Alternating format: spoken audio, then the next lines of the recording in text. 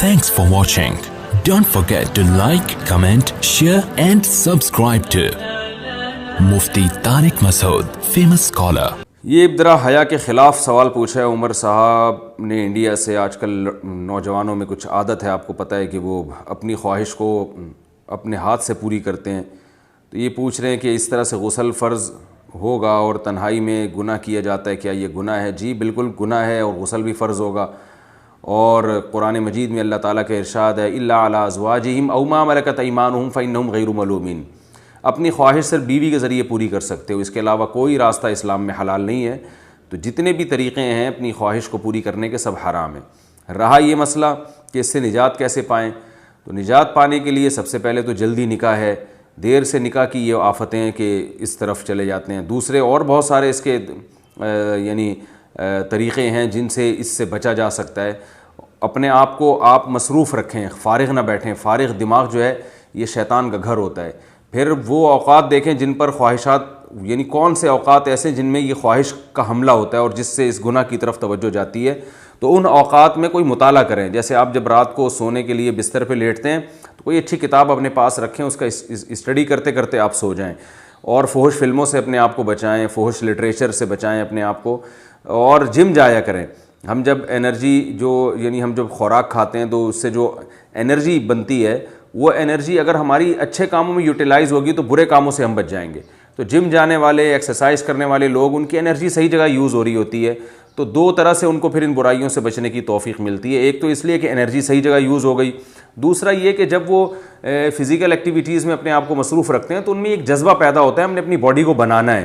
تو ہر وہ کام جو باڈی کو خراب کر رہا ہو اس سے وہ بچتے ہیں. ظاہر اس عمل سے انسان کو نقصان ہوتا ہے, صحت برباد ہوتی ہے. تو وہ پھر باڈی بنانے کی فکر ان کو لگ جاتی ہے. تو وہ پان گٹکا اور یہ جو اس طرح کی فحش چیزیں ہیں ان سے خود بخود ایوائڈ کرنے کی ان کو ایک رغبت ہوتی ہے. تو یہ سارے کام کرنے, اس طرح کسی اچھے سائیکیٹرک کو دکھائیں. وہ بھی جو ہے وہ اس سے کہیں کہ میں نے یہ برائی چھوڑنی ہے, کیونکہ بعض نفسیاتی ڈاکٹر الٹا اور اس برائی میں ڈال دیتے ہیں. تو ایسا ڈاکٹر جو اس کو برا سمجھتا ہو اس سے کہیں کہ بھئی میں نے یہ برائی چھوڑنی ہے. تو نفسیاتی ڈاکٹر بھی کچھ ایسی ٹرکس بتاتے ہیں جن سے یہ بیماری چھوٹ جاتی ہے. اور ایک کام تو لازمی کرنا ہے کہ جب بھی یہ برائی ہو فوراً کچھ سزا دیں اپنے آپ کو. 1 روزہ رکھیں یا 2 روزے رکھیں, یہ اپنے اوپر لازم کر لیں کہ جب بھی یہ مجھ سے برائی ہوگی تو میں 1 روزہ یا 2 روزے یا 3 روزے جتنی اللہ نے استطاعت دی ہے ایک اپنے اوپر فرض کر لیں. فرض کا مطلب یہ نہیں کہ قسم اٹھا لیں, کہ نیت کر لیں, عزم پختہ نیت کریں کہ جب بھی یہ برائی ہوگی میں سزا کے طور پر 1 روزہ یا 2 روزے یا 3 روزے, جو بھی آپ بہتر سمجھیں وہ آپ اپنے اوپر, اتنا کہ آپ کو سزا ملے.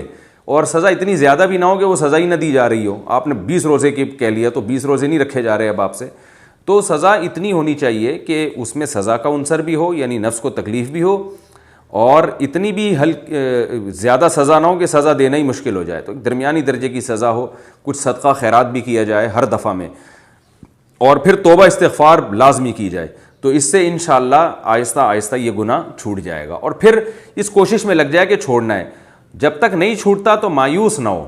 یہ نہ کہے یار یہ تو پھر مجھ سے دوبارہ ہو گیا, اب تو میں بس کرتا ہی رہوں گا, اب مجھ سے تو بچا جاتا نہیں ہے. یہ غلط ہے.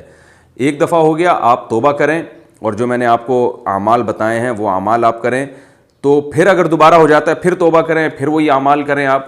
تو ایک دم سے یہ چیزیں نہیں چھوٹتی ہیں, آہستہ آہستہ ہی چھوٹتی ہیں. یہ تو بہت کم لوگ ہوتے ہیں جن میں اللہ نے حوصلہ دیا ہوتا ہے ایک دم سے سب کچھ چھوڑ دیں. لیکن آپ اگر ایک دم سے نہیں چھوڑ سکتے تو اس طریقے پر آپ چلیں گے جو میں آپ کو بتا رہا ہوں, تو آہستہ آہستہ انشاءاللہ یہ بیماری آپ سے چھوٹ جائے گی انشاءاللہ. اللہ تعالیٰ جتنے بھی نوجوان ان قسم کی برائیوں میں مبتلا ہیں اللہ تعالیٰ ان سب کو بچنے کی توفیق عطا فرمائے. اور اللہ کا واسطہ ایسے لوگ نکاح میں جلدی کریں, کیونکہ اگر یہ نکاح نہیں کرتے نا تو آج یہ برائی کر رہے ہیں, کل اس سے آگے قدم جاتا ہے, پھر اس سے بڑی برائی کی طرف شیطان لے کر جاتا ہے.